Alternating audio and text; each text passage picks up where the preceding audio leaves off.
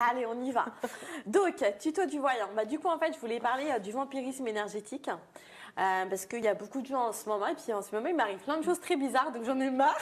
Je me suis dit, je les attire. Quelle chose très bizarre. Si je raconte ça, j'ai fait un tuto. Je suis sur TikTok. Donc, allez me voir sur TikTok. Et j'ai raconté mon histoire sur TikTok. J'ai pas l'habitude de raconter ma vie. Mais là, je me suis dit, ça suffit. Mais genre des fantômes, des choses? Ah non. Le vampirisme énergétique, c'est pas du tout ça, en fait. J'entends vampirisme. Pour moi, c'est... Non. Le vampirisme énergétique, ce que nous on appelle en fait du vampirisme énergétique, tu sais, c'est les gens qui vont venir se coller à toi, en fait, qui vont pas bien, qui vont te raconter leurs problèmes, et puis toi, en fait, tu vas les écouter gentiment, et puis finalement, tu vas les aider, tu vas être à l'écoute, donc tu vas prendre, en fait, tu vas éponger leurs problèmes, le négatif qu'ils ont, et du coup, toi, tu vas les aider en fait à remonter de vibrations parce qu'ils vont se libérer, donc ils vont aller mieux, donc ils remontent des vibrations, et toi, t'es plombé. Voilà. D'accord. Donc, c'est ce qu'on appelle le vampirisme énergétique. Donc, si jamais vous avez des gens qui sont autour de vous, alors ça peut être des proches, hein, ça peut être le père, la mère, les enfants, le mari, des amis qui reviennent, etc. Et que, au départ, vous partez d'un bon sentiment, vous écoutez, vous êtes là, vous faites plaisir.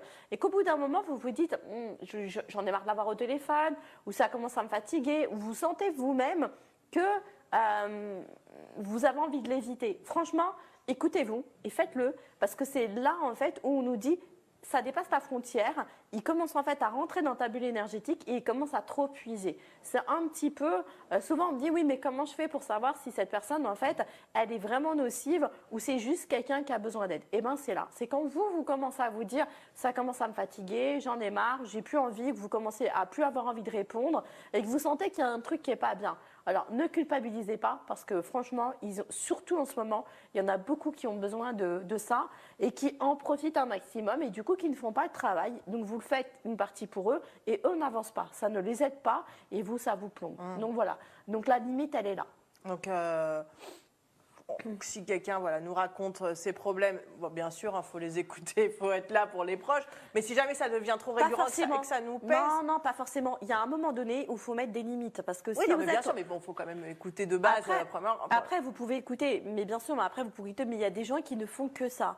Et à partir du moment, tant que ça ne vous dérange pas, que vous le vivez très bien, que vous raccrochez, que vous faites votre vie, mais à partir du moment où vous êtes là, avant de décrocher, de dire mince, encore, ou non, il ne faut plus faire, même si c'est des proches. C'est vraiment un conseil que je vous donne, surtout dans la période dans laquelle on est. C'est vraiment, c'est pas méchant de leur part, c'est quelque chose dont ils ne se rendent pas compte, mais ça vous fait vraiment du tort, enfin à tous. Hein.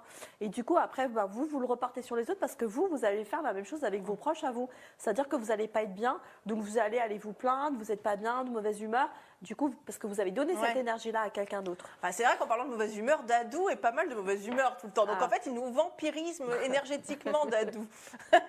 Donc, chafouin. Voilà, c'est ça. Il se plaint tout le temps, il n'est jamais content.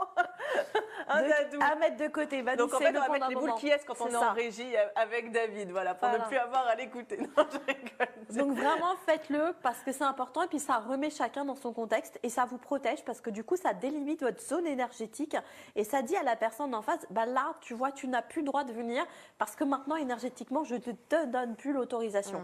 Et ça met des barrières, comme vous pourriez mettre une limite avec une porte ou autre chose. Énergétiquement aussi, il faut le poser. D'accord. Eh bien, parfait. Merci pour ces bons conseils. Voilà.